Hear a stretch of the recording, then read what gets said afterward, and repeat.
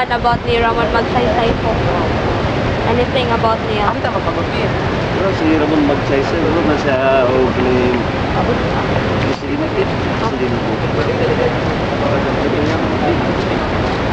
Presidente, Ramon Magsaysay. Limot ako niya, wala ko naman kailangan ko siya makuha niya, pabasa sa mga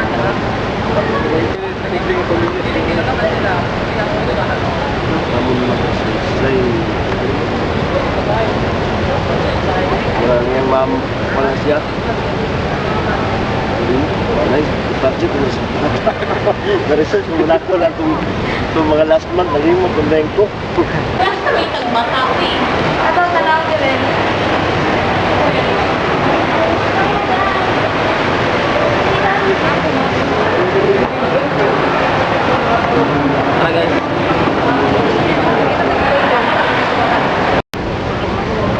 Siya ka lang hindi ba nag-crash man tuloy sa Mount Malungan? During siya yung presidency isip diri or siya common tao ba? Hindi siya gusto nga ng kami taong tanaw siya mas labaw sa mga tao kaya even gaya ko sa pagsulo sa kanang manatan niya hindi siya gusto nga ay public daw niya siya dahil ang public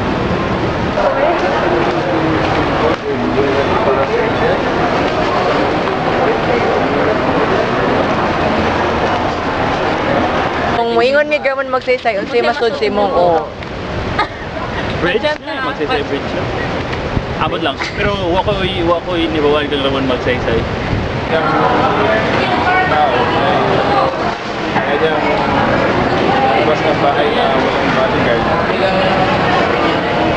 Tao. Hindi makalayo ni Alfeche. Halos lahat ng mga kausap sa resort. Sinasabi na maganda yung panahon niya. Alam mo magkakaroon ng buhay.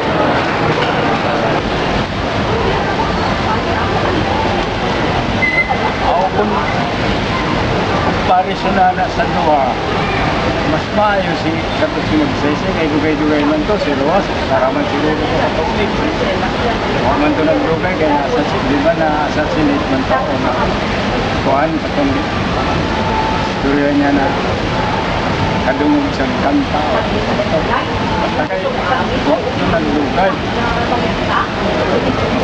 mas arang-arang ko si Magsaysay people of the masses man to na inagdumang ko man of the masses to.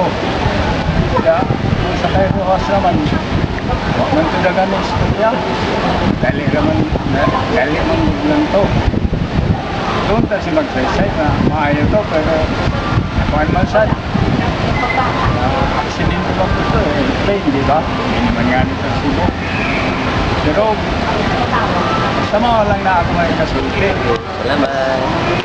Mas arang-arang kasi Magsaysay. Kung naman ito sila maayo, mas maayo lang si Magsaysay kung sa title, Man of Destiny, Man of the Masses. Do you know Ramon Magsaysay? As you can see, out of the people that we interviewed, only a few of them really knew who Ramon Magsaysay is. By 1907, Magsaysay was born in Iba, Zambales. He had a working-class childhood, yet he had no problems interacting with the masses, even after his family's fortune improved dramatically in his youth. He started to work as a mechanic and then as a superintendent in Tritrans Transportation Company in Manila. In the latter job, he refused to receive kickbacks from suppliers and while giving loads to the needy workers. And with this, he grew up to be a mature and reliable adult to his peers and superiors alike. Ended early due to the fact that he was killed at a plane crash in Mount Manunggal in 1957. A lot of people were saddened due to his death because he has the heart and the ear to listen to the poor Filipino people. And he pitied a lot of people living in the Philippines. By 1946, after the World War II, military governor Magsaysay became the congressman for Zambales. he defeated his better-known and well-financed rival.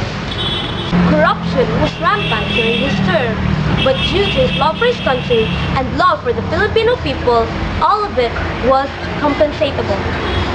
Striking force created to wage air war against the opposing air force and to destroy as the resultant exploitation of air victory his resources, industrial capacity, and will to make war.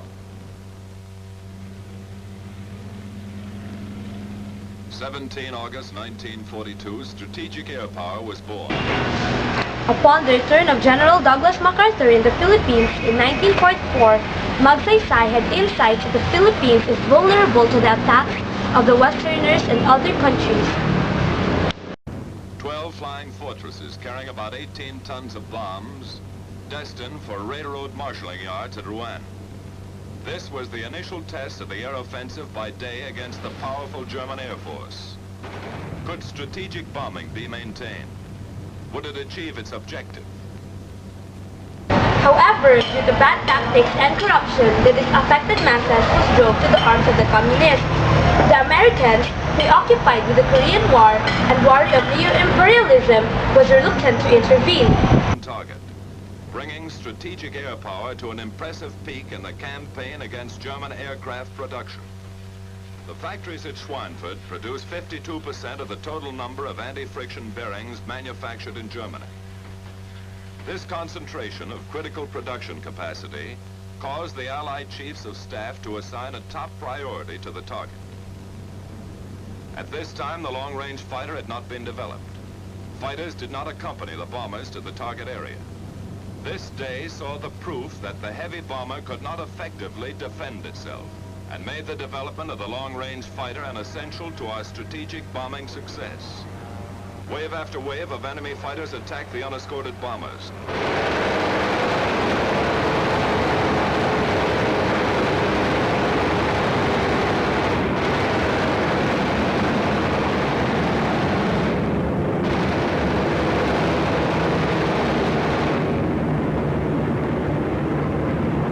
Flak over the target was intense, but good visibility enabled the forts to make an accurate run, and all 500 tons were dropped in the target area.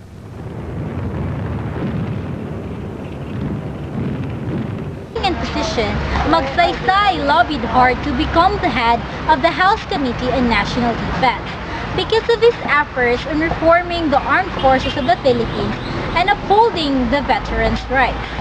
He garnered the reputation of being a good leader and was even noted to be the leading expert in national defense. His actions helped remove the administrative obstacles that prevented the armed forces from doing its job. Ordinary folks started to see the government in a new light. Psychologically detached from their supposed constituents, the hope resorted to terror and coercion to survive.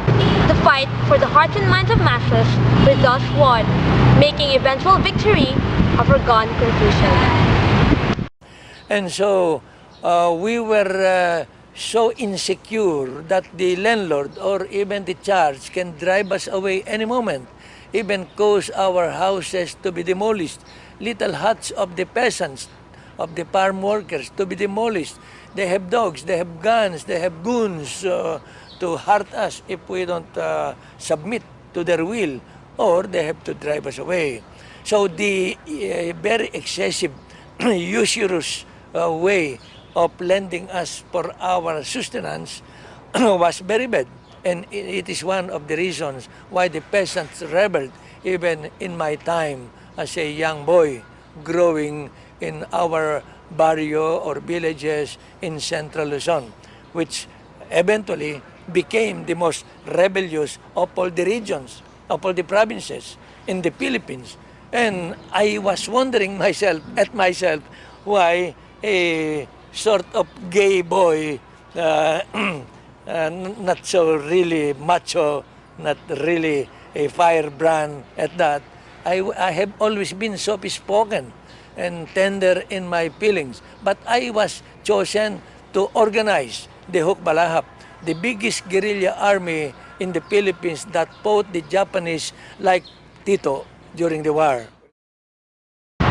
In 1953, Magsaysay resigned from the Quirino cabinet to become the opposition's candidate for president.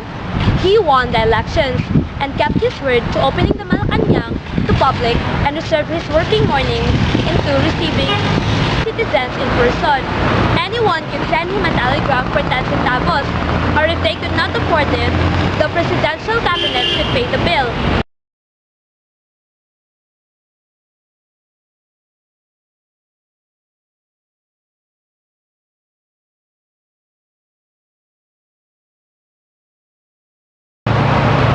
Top book official Luis Taruc only agreed to turn himself in, for he thought that he would be surrendering directly to President Magsaysay and not the army officials. Magsaysay only served for 4 years, for he died in a fatal plane crash in 1957. President Ramon Magsaysay deals with his outstanding life in historical, political, and personal terms. Much loved and deeply admired for his simplicity, sense of integrity, and courageous leadership. For example, he inspired the creation of Asia's premier prize, the Ramon Magsaysay Award, following his tragic death in 1957.